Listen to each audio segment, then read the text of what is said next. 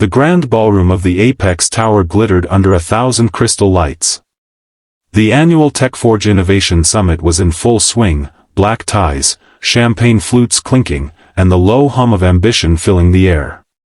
On stage, Victoria Langford, the 38-year-old CEO of TechForge Industries, commanded attention like she always did. Tailored black gown, sharp cheekbones, voice like polished steel. She was wrapping up her keynote on disruptive leadership when the host announced an impromptu segment, Audience Testimonials. Share how TechForge changed your life, the MC said with a practiced smile. Most people stayed seated. Then a man in the third row from the back stood up slowly. He wore a slightly faded navy suit, off the rack, a little shiny at the elbows, and held the hand of a small girl, maybe 7 years old, in a simple blue dress. Her hair was in 2 neat braids. The man looked tired but composed, like someone who had learned to carry weight without complaint. He walked to the stage stairs with his daughter. A few heads turned, curious. Victoria watched him approach the microphone, her smile polite but thin. "Thank you for having us," the man said quietly. His voice was soft, almost hesitant. "My name is Elias Reed. This is my daughter, Mia.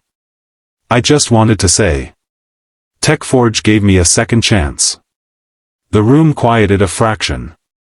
Victoria tilted her head, waiting for the punchline or the sob story. She'd heard hundreds. Elias continued. 3 years ago, after my wife passed, I lost my job in logistics. Bills piled up. Mia's medical appointments, asthma, nothing too severe, but expensive. I applied everywhere. TechForge was the only place that called back. Not for a fancy role. Warehouse night shift. Loading trucks. But it paid enough to keep the lights on and get Mia her inhalers on time.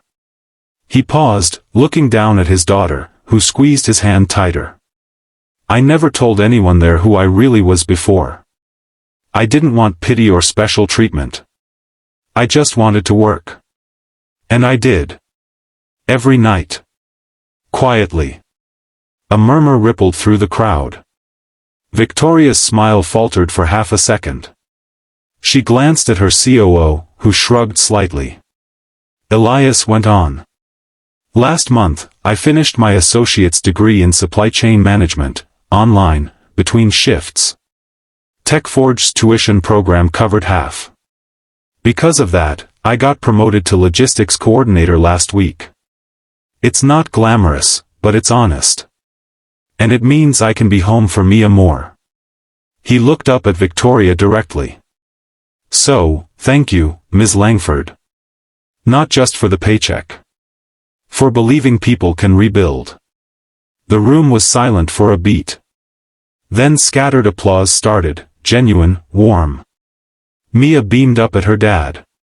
Victoria stepped forward, microphone in hand. Her expression had shifted from polite to something colder. She glanced at Elias's suit again, then at Mia's dress, then back to the crowd. Heartwarming, she said, voice dripping honeyed condescension. But let's be real. This summit is about visionaries. Game changers. Not warehouse workers sharing sob stories. A few gasps. The applause died. Elias blinked, stunned. Mia's smile faded. Victoria continued, louder. We appreciate the effort, Mr. Reed, but this is an open mic night. This stage is for leaders. People who drive billions, not push pallets. So, respectfully. She gestured toward the stairs with a flick of her manicured hand. Get off my stage. Laughter, sharp, uncomfortable, erupted from the front rows. Executives in Armani suits chuckled like it was a punchline. Phones came out, recording. Elias's face flushed. He didn't argue. He simply nodded once, took Mia's hand, and turned to leave. His shoulders were straight, but the humiliation hung on him like damp cloth. Mia looked back at Victoria with wide eyes, confused. They reached the top of the stairs when a voice cracked through the speakers, low, gravelly, unmistakable. Nightfall. The word hung in the air like smoke. Everyone froze. An older man in the fifth row stood slowly. General Harlan Crowe, retired 4-star, TechForge silent board advisor and one of the most decorated veterans alive. His uniform was long gone, but the authority remained. He spoke again, calm but carrying. Nightfall. Whispers exploded. Victoria's face paled. What? General Crowe stepped into the aisle. Elias Reed. Call sign, Nightfall. Special Operations Group, Delta Force. 13 years. 3 combat tours. Silver Star. 2 bronze stars with V-device. The man who walked point on the extraction in Kandahar that saved 12 hostages, including 3 American contractors, when everyone else said it was suicide. The room went deathly quiet. Crowe continued. He left the teams after his wife got sick. Took an honorable discharge to care for her. She passed 6 months later. He never told a soul at TechForge who he was. Didn't want the spotlight. Just wanted to provide. Quietly. He looked at Victoria. You just told a man who once held an entire valley under fire for 17 hours straight to get off your stage. Elias had stopped at the edge of the stage. He didn't look back. Mia clung to his leg. Victoria's mouth opened, closed. No sound came out. Then someone in the back, another veteran, a TechForge security chief, stood. Nightfall saved my platoon in Fallujah. I owe him my legs. Another stood. He pulled me out of a burning Humvee in Ramadi. One by one, a dozen men and women rose. Not executives. Maintenance. Security. Drivers. The invisible backbone of the company. People Elias had worked beside for 3 years without ever mentioning his past. The applause started again, this time thunderous, respectful, unstoppable.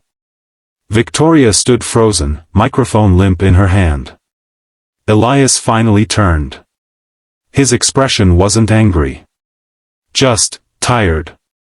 He spoke softly into the nearest mic, I didn't come here for this. I came to say thank you. That's all.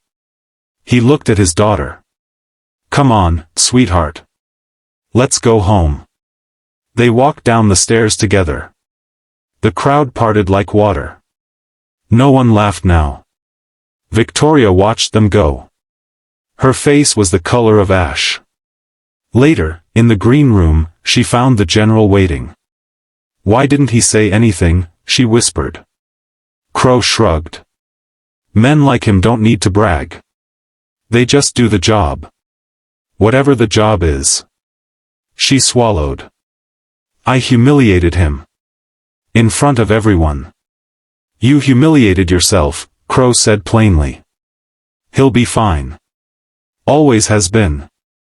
The next morning, Elias woke to his phone buzzing. HR. Then the COO. Then Victoria herself. He let it go to voicemail.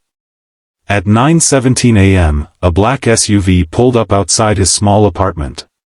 Victoria stepped out, alone, no entourage, no makeup armor.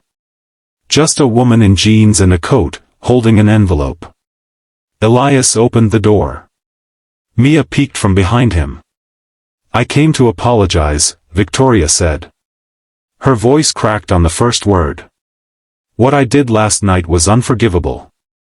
I judged you by your suit. By your story. I was wrong. Elias studied her for a long moment. You don't have to forgive me, she continued. But I need you to know, I see you now. Not just the medals. The man who chose diapers and night shifts over glory. That's rarer than any battlefield honor. She held out the envelope. This is a formal offer. Director of Global Logistics. 6 figures. Full benefits. Flexible hours for Mia. And, if you'll let me, I'd like to mentor you. Not because I pity you. Because I respect you. More than I've respected anyone in years. Elias took the envelope but didn't open it. Why now? He asked quietly. Because last night I realized something, she said. I've spent my career climbing. You spent yours carrying. And carrying is harder. It's braver. Mia tugged his sleeve. Daddy, is she sorry? Elias looked down at his daughter, then back at Victoria. He stepped aside. Come in. Coffee's fresh. Victoria hesitated, then crossed the threshold.